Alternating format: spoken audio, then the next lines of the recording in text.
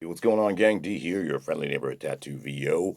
I just wanted to follow up on something that's come up a lot recently amongst people I talk to here on my different platforms. Folks I may not have met in person, but have gotten to know in other ways very well over the last few months and years, and that is spina bifida, which is a condition that is very near and dear to my heart, or should I say, my back, because I have it. And October is Spina Bifida Awareness Month, so thought I'd share a little bit of info for you guys here in this last week.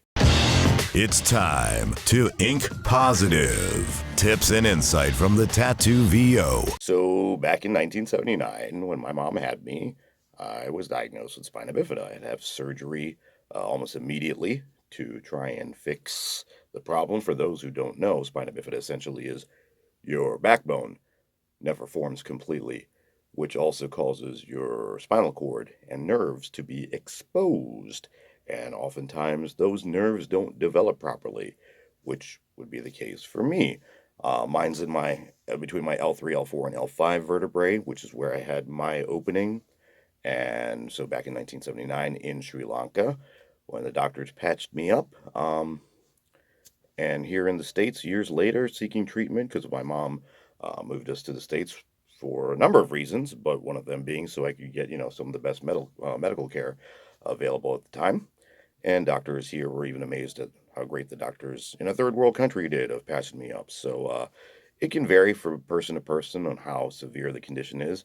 I am better off than many, but there are plenty of folks who are better off than I am. It's like anything else in life. So everybody's going to respond differently, have a different experience with it.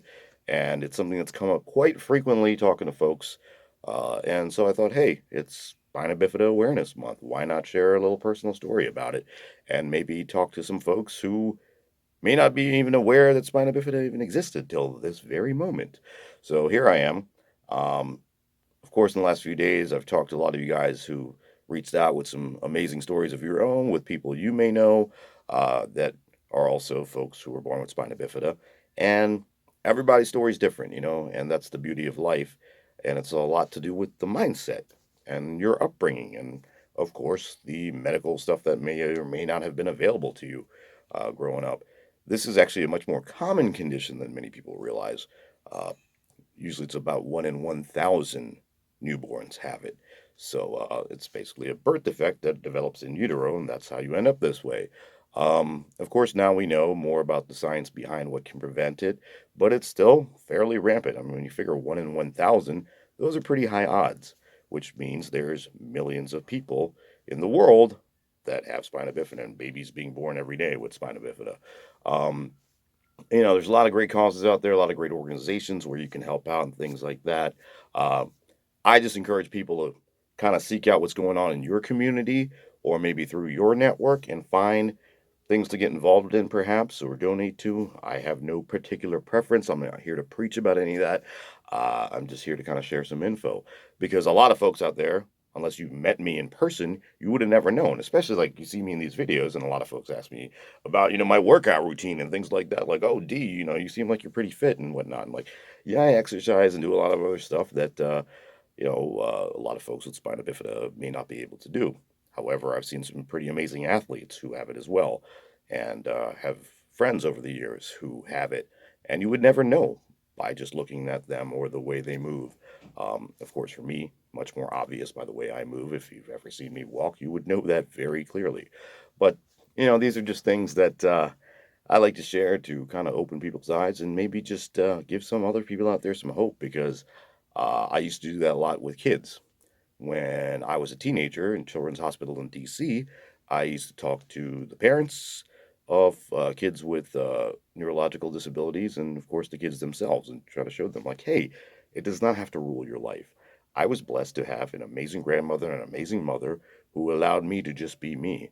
I was definitely much more susceptible to injury when I went out and played sports and things like that. But they didn't stop me from doing it. As a matter of fact, my mom encouraged it. Well, to a point.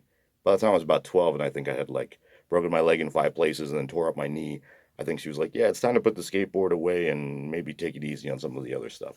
But, overall, just kind of like, I'm grateful for that because a lot of folks with different conditions, they kind of get put inside this glass bubble where they need to be protected. And sometimes the best way to just learn about yourself and be a part of the world is just go out there and fall flat on your face, literally, because I've done that plenty of times.